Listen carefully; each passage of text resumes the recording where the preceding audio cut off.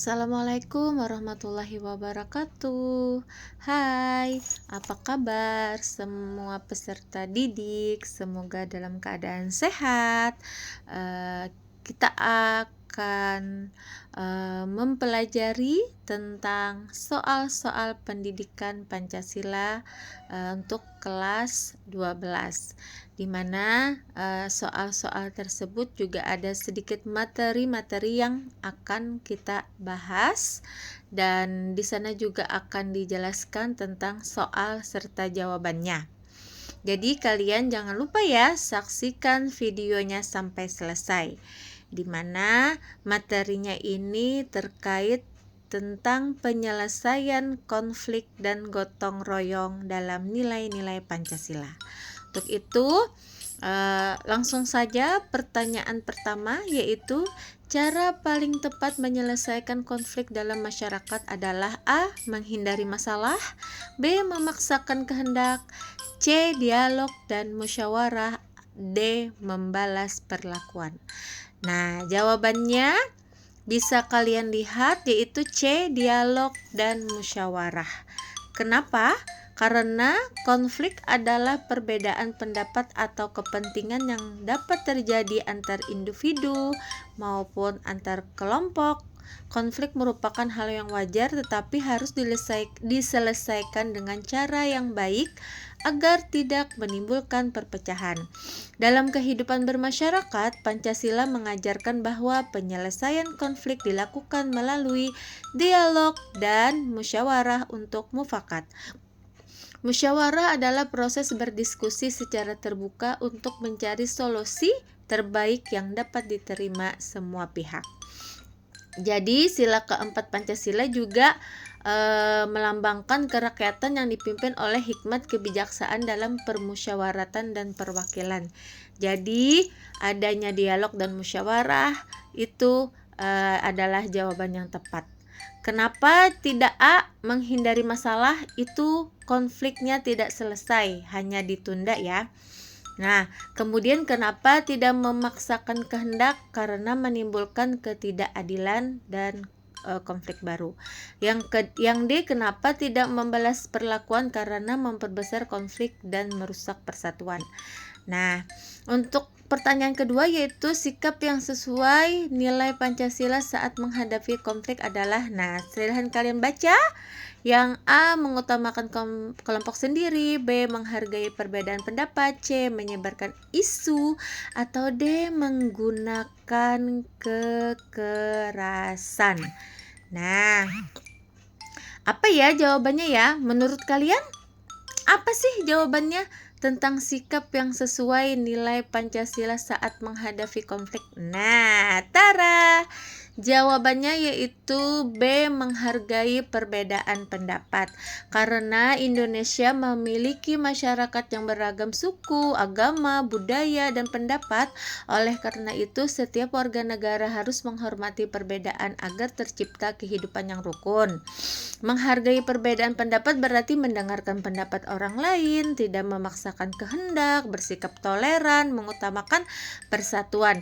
Jadi sikap ini juga mencerminkan dari sila kedua, kemanusiaan yang adil dan beradab, sila ketiga, persatuan Indonesia, dan sila keempat, mengutamakan musyawarah.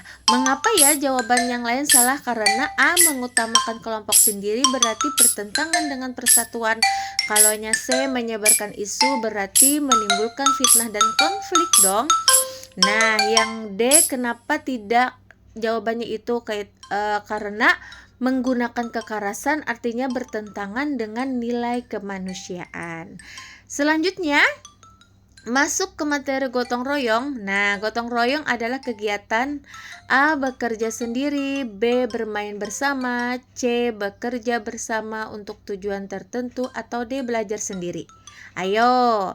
Nah, yang kedua, kerjasama dalam gotong royong berarti A, mengandalkan orang lain, B, bekerja tanpa aturan, C, saling membantu sesuai kemampuan, D, bekerja sendiri-sendiri. Ayo, kalian boleh kok menjawab yang mana yang benar antara jawaban yang nomor 1 apa dan jawaban nomor 2 apa. Nah, yang ketiga lagi ya. Nilai utama dalam gotong royong adalah A. Persaingan, B. Individualisme, C. Kebersamaan, atau D. Keuntungan pribadi. Boleh kalian menjawab bersama-sama dengan saya. Coba-coba. Nah, di jawabannya, tara. Jawaban yang pertama yaitu bekerja sama. C. Bekerja sama untuk tujuan tertentu. Kenapa jawabannya itu? Ada yang tahu nggak? Nah, gotong royong adalah kegiatan bekerja bersama-sama secara sukarela untuk mencapai tujuan bersama demi kepentingan bersama. Jadi, gotong royong merupakan salah satu budaya bangsa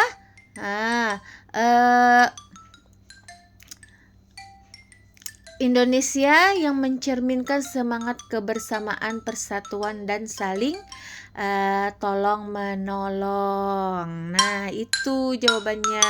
Kenapa ya jadi tidak, misalnya saja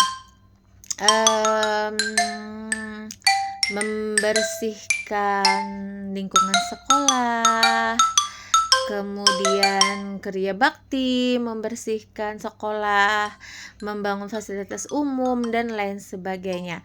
Kenapa tidak bekerja sendiri? Karena tidak ada kerjasama dalam hal itu. Kemudian kenapa jawabannya tidak B, bermain bersama? Karena kalau bermain bersama itu bukan gotong royong.